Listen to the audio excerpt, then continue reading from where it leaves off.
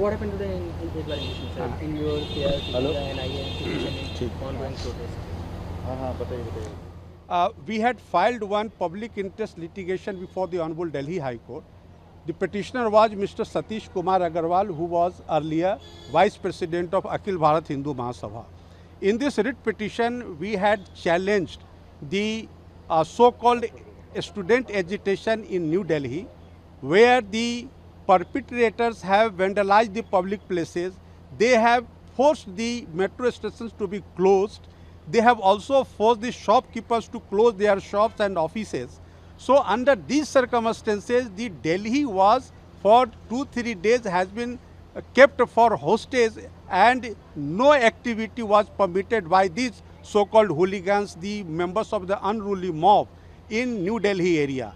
Therefore, we filed this writ petition before the Honorable Supreme Court, visualizing that there is some international connection to this movement, and they want to destabilize the central government and putting pressure on the Honorable Prime Minister of India, Mr. Narendra Modi, to resign.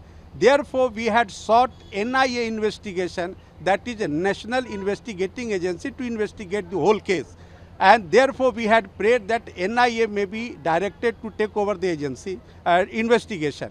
But today, the Honorable Delhi High Court has permitted the petitioner to make representation and to take any other steps in accordance with law before the competent authority, including for requesting central government or competent authority for investigation by NIA.